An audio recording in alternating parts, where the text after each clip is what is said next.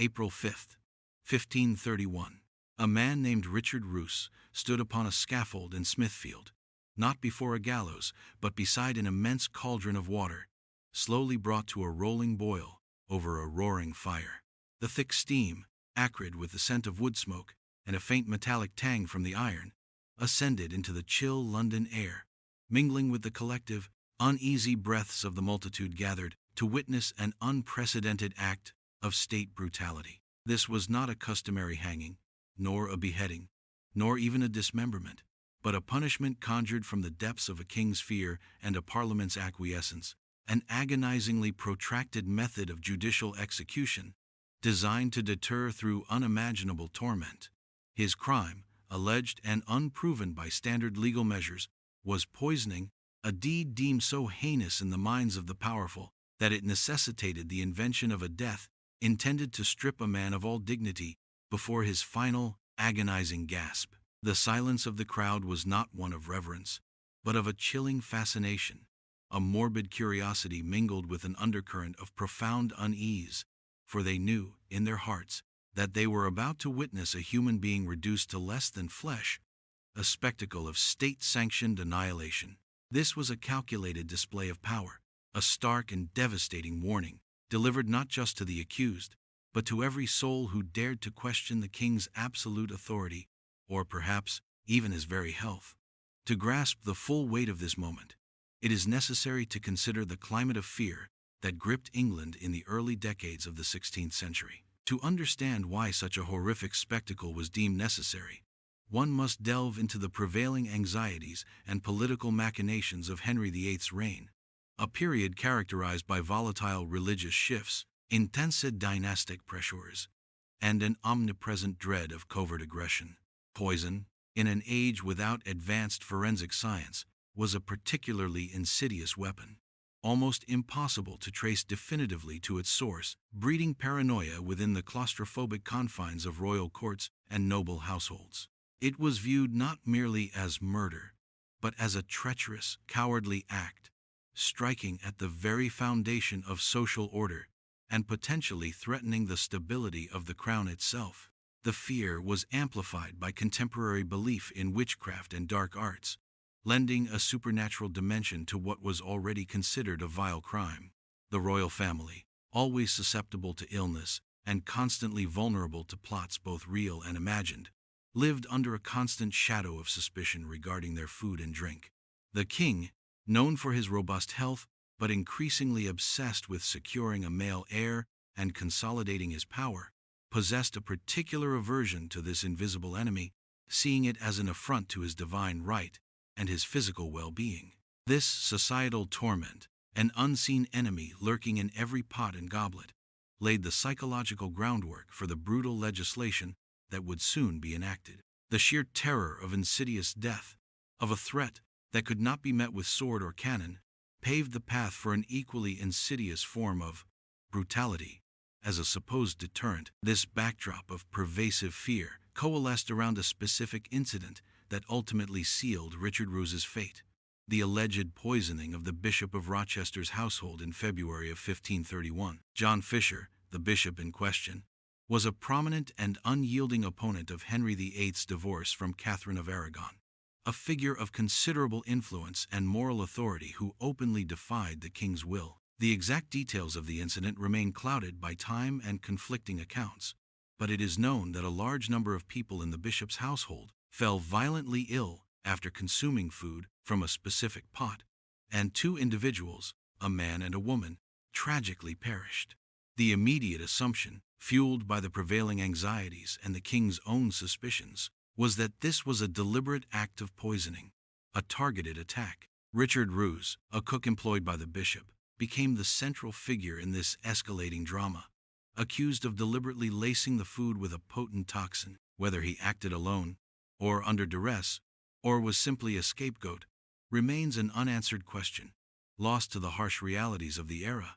The urgency with which the Crown pursued this case suggested a desire to make an example, not just to punish a perceived wrongdoer, but to send a chilling message to anyone contemplating similar acts of defiance or violence, against the powerful, especially those connected to the king's increasingly contentious personal affairs. His vulnerability as a common servant, without powerful patrons or political leverage, made him an ideal candidate for this sacrifice on the altar of royal fear. But this was no ordinary legal process.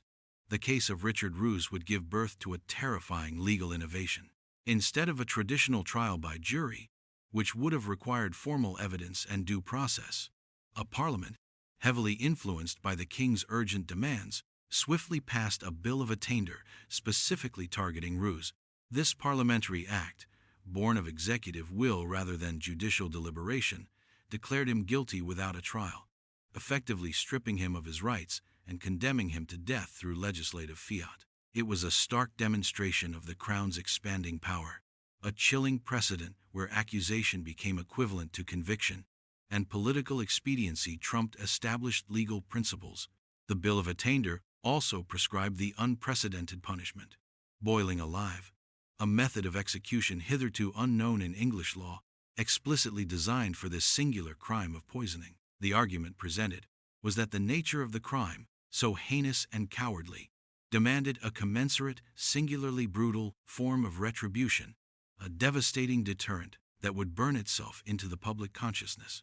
This legislative act was not merely about punishing an individual, it was a carefully orchestrated maneuver to project absolute power, to demonstrate that the king's will, when sufficiently provoked, could redefine justice itself and bend Parliament to his terrifying vision. The very fabric of English law, intended to protect even the humblest subject, was twisted into a weapon of state, torment, to silence dissent and enforce obedience. The passage of this grim statute immediately transformed Richard Roose's impending execution into a horrifying public spectacle, an event designed to instill awe and terror in equal measure. The location chosen, Smithfield, was already a place steeped in the grim history of executions, a sprawling ground where rebels met the gallows and heretics faced the flames. But this ceremony of death would possess a unique and terrifying character. News of the unprecedented sentence spread rapidly through the bustling streets of London, drawing ever larger crowds of curious onlookers who yearned to witness the macabre novelty. Carpenters and blacksmiths labored conspicuously to construct the elaborate apparatus for the boiling, a massive metal cauldron set within a specially built scaffold, a visual manifestation of the law's newly invented cruelty. The very sight of these preparations, the slow assembly of the tools of torment, served as a potent psychological weapon, broadcasting the message of the king's absolute power to every corner of the realm. The sheer scale of the apparatus, its grotesque purpose laid bare, created a palpable sense of anticipation and dread amongst the populace. It was not a hidden act, but a public performance, calculated to imprint the king's warning into the collective memory of his subjects. The deliberate construction of this gruesome stage was an integral part of the message, ensuring that the brutality of the state would be undeniable and unforgettable. The formal proceedings that preceded Roose's condemnation were a travesty of justice, a perfunctory charade designed to rubber-stamp the king's predetermined sentence rather than ascertain the truth. While the Bill of Attainder circumvented a conventional trial, there was still a public declaration of his guilt and the reading of his sentence, a theatrical performance intended to lend an air of legitimacy to an inherently illegitimate process. Accounts from the period suggest that Roose vehemently denied his guilt, steadfastly maintaining his innocence even in the face of such overwhelming odds. His pleas, however, fell on deaf ears, drowned out by the clamor of political expediency and the king's unwavering resolve to make an example. The parliamentarians, eager to please a monarch whose temper was as volatile as his ambition was boundless, scarcely debated the substance of the accusation or the inherent injustice of condemning a man without proper evidence. Their focus was on swift compliance, on crafting legislation that would satisfy the royal imperative, regardless of the implications for due process or human rights. It was a profound betrayal of the very principles of justice, transforming a legislative body into an instrument of personal vengeance. The entire process was less a judicial inquiry and more a political declaration, cementing Roose's fate as a sacrifice to the crown's need for absolute control and public demonstration of power. The speed and certainty of his condemnation highlighted the terrifying new reality of state power. As the day of execution dawned, the atmosphere grew heavy with anticipation and dread. Richard Roose, stripped of his dignity and rights, spent his final hours awaiting a fate that no Englishman had ever endured. The historical records do not offer much insight into his personal thoughts or feelings during this agonizing vigil, but one can only imagine the profound terror, the despair, and the incomprehensible agony of knowing that one's life would end in such an unspeakable manner. His journey to Smithfield, through streets already thronged with spectators, must have been a living nightmare, each step bringing him closer to the horrifying spectacle prepared specifically for him. The sheer scale of the crowd, their silent or murmuring presence, would have amplified the isolation of his torment. He was not merely a condemned man, he was a focal point of public dread, a living symbol of the potential brutality of state power. The air, heavy with the scent of wood smoke and human anticipation, must have felt suffocating. As he approached the scaffold, the hiss and gurgle of the boiling water, rising in volume as the fire beneath intensified, would have been a sound of pure horror, a chilling soundtrack to his final moments. This ceremony of death, orchestrated with cruel precision, was designed to maximize both his suffering and the public's horrified fascination. His life, once seemingly ordinary, had become a horrifying public sacrifice.